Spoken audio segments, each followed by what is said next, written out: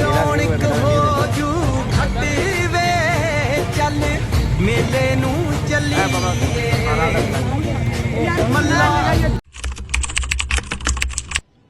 अस्सलाम वालेकुम दोस्तों, की हाल है? ठीक ठाक हो? जिवें कि तुहानू पता है मेरा यूट्यूब चैनल बनया होया है माशाअल्लाह। कल दे अच्छे व्यू आ रहे हैं। जिहड़ी असीं वीडियो अपलोड की है तुसीं बिल्कुल उस वीडियो ने फोकस किया उस वीडियो ते बिल्कुल तुसीं अल्लाह दे बंदे गुड व्यू दिते हैं, गुड कमेंट दिते हैं। मैं बहुत खुश हाँ।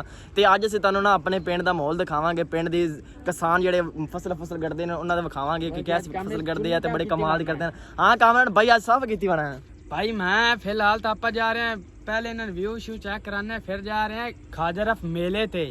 ओ मैं सीमेंट फेरी तो हवा नाल ना वाल उड़दे, मैं तां तो साफ कीता भाई वाल ना उड़न टोर शोर मारा।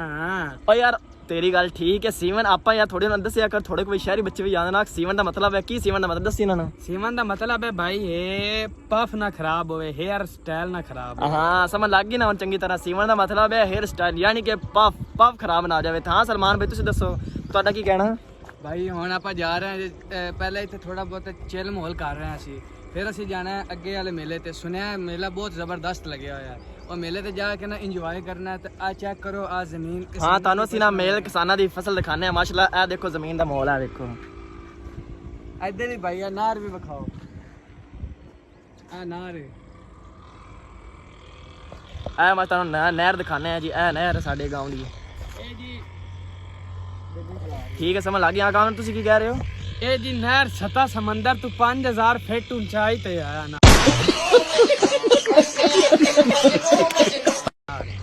हाँ जी सही कह रहा है कामरान भाई। कामरान भाई जी जमीन है कपा गड्डी किंदी है? और अभी तो रुको, क्लाइमैक्स अभी बाकी है। ए सारी जी अपनी है अब 25-26 किलो मुरबे ने ओ तजम्मा दा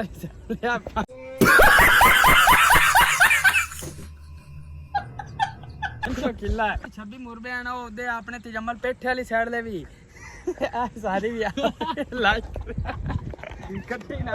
सलमान कह रहा है, कामरान भाई कह रहा है कि तजम्मल जी जमीन कोली जमीन है साड़ी उत्थे मतलब 5 मरबे उत्थे है तो कोई साड़ी जमीन इत्थे ते ओ वेख आवाम जा रही है साडे वेख रही है। चलो कोई मसला नहीं, ओ जा रही दूर।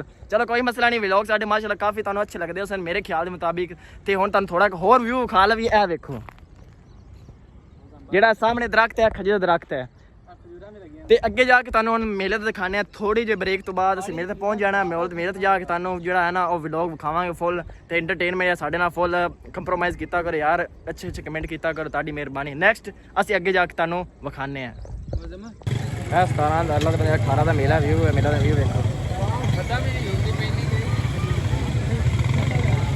ए बाबा 18 दा मेला यार।